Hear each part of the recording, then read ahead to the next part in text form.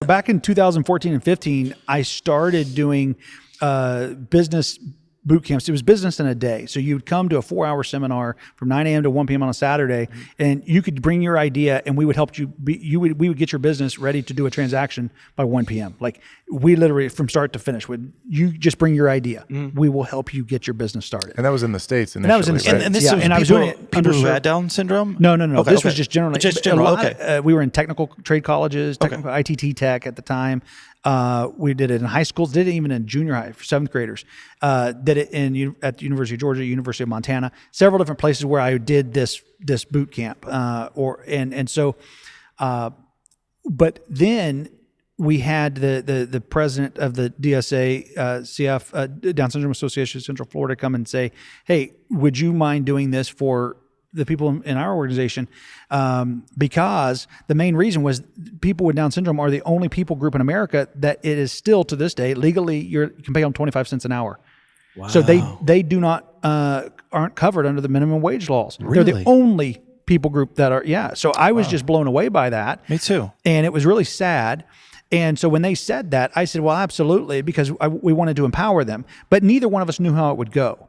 And because you have to go a little bit slower, you have to communicate in a little bit different way, and you have to be understanding, and you have to be more animated, and not just going to a business school, right? And so we did it.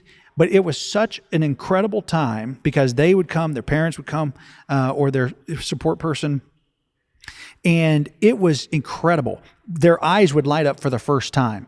I remember we still have some that are doing 6 figures now.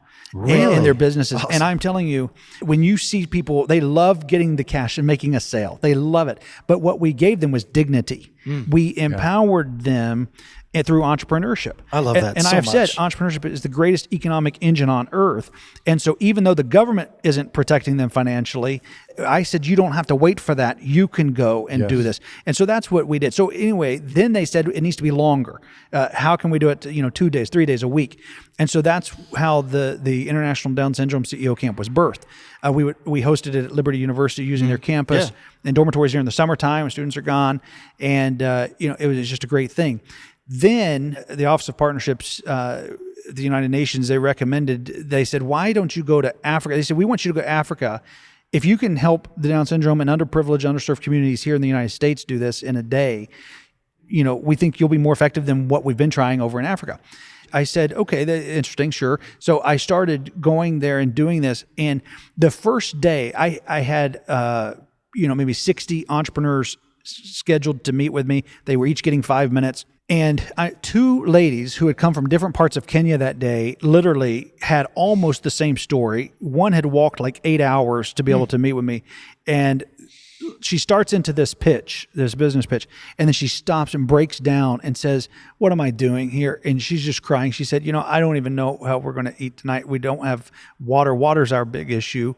We don't need food, but we have to have the water. And I've got 4 children and a cow, but the cow needs the clean water.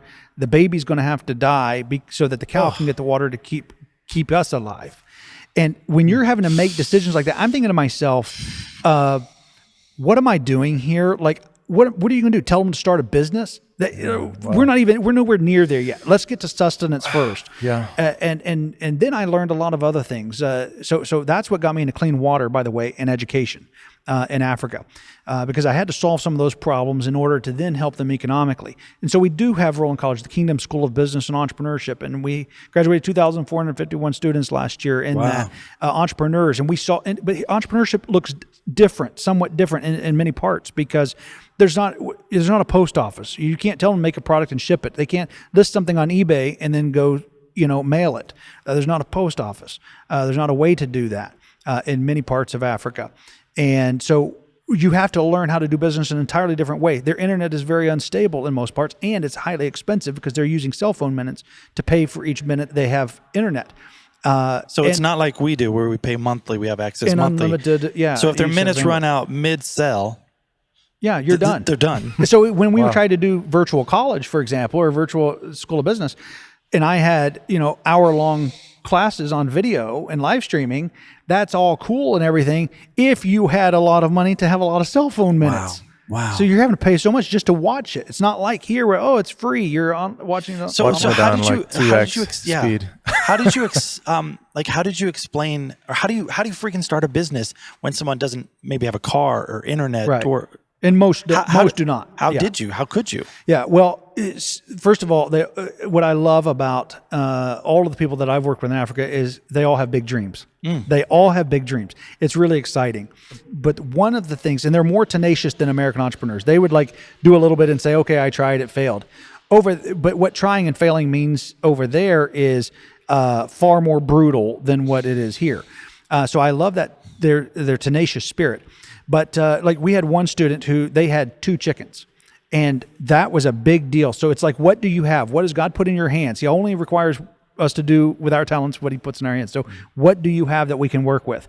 And you go through a lot of the normal questions. What do you have? What do you enjoy? What are your skills? What are you good at? What can you make? And this lady had 2 chickens. She was able to get 2 chickens. In the 1-year class, she was able to get up to over 80 chickens. We have pictures, and video actually of this. And she was able to go from just hoping to support her family's finances to paying all of the bills for her whole family. Wow. From 2 chickens to 80 chickens. And there's a whole life cycle with that now, because you have like, okay, these are the ones that are going to just produce the eggs. We're going to sell the eggs. These you're raising for reproduction and then to eventually sell off as meat. Wow. And so you never run out of chickens. So you're adding principles that work in America, London, and you're just saying, what do you have? How do you make it work? Hey, thanks for watching this clip. If you want to see the full podcast, be sure to click on the link in the description. And if you feel like it, hit subscribe.